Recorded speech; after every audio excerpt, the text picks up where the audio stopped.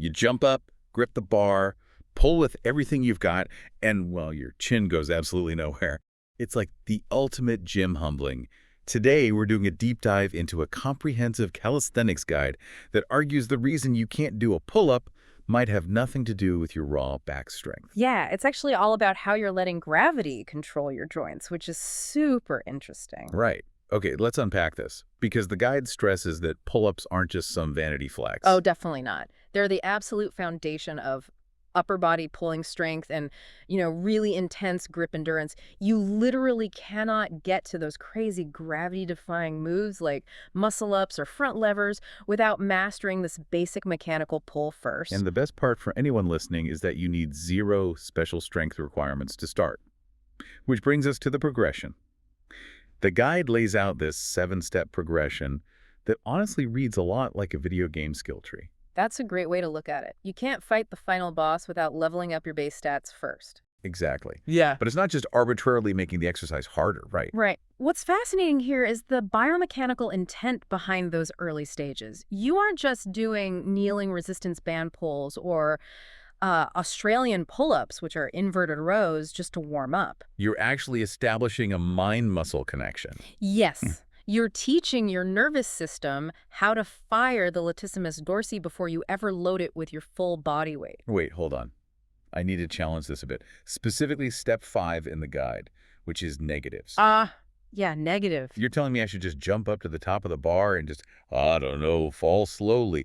I mean, I've always thought negatives were just a burnout tactic at the end of a heavy workout. A lot of people think that. Like, how does doing half the movement build the strength to pull yourself up? It seems totally counterintuitive. Yeah, exactly. Well, your muscles can actually handle significantly more weight during the eccentric phase, so the lowering part.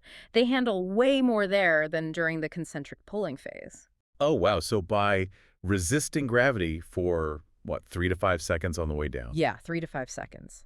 By doing that, you're forcing massive micro tears and overloading the tendons.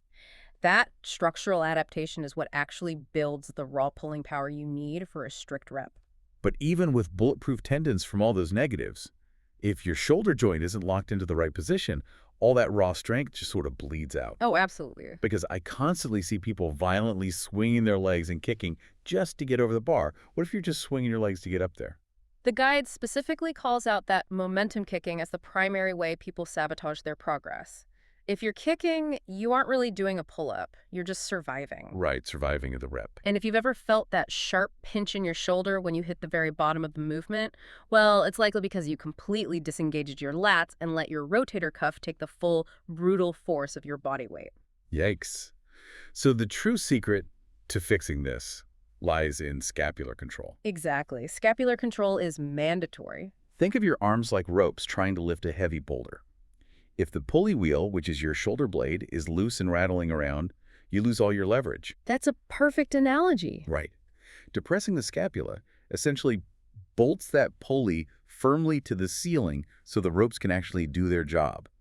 You have to actively pull those shoulder blades down before you bend your elbows. That is the crucial mechanism right there. And once that pulley is bolted down, you can start tweaking the mechanics through your grip.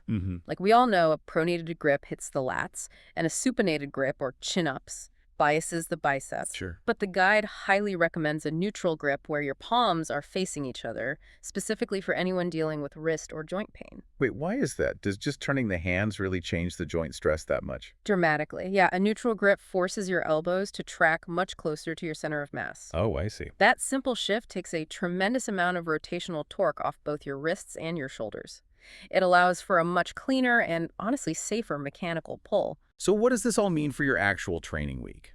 The guide suggests practicing this progression 2 to 3 times a week for beginners. Yeah, 2 to 3 times. And once you master that strict form, the skill tree just keeps expanding. Into those insane advanced variations, right? Like the clap, archer, or typewriter pull-ups. Exactly. And if we connect this to the bigger picture, it proves that mastering your own body weight isn't magic. It's literally just a matter of structured neuromuscular adaptation. It makes sense. It does. Respecting the progression makes seemingly impossible physical feats completely achievable for anyone. So the next time you walk past a sturdy tree branch or a playground monkey bar, ask yourself if mastering this movement is simply a matter of teaching your nervous system to adapt, What other impossible physical limits in your life are you just a few progression steps away from breaking?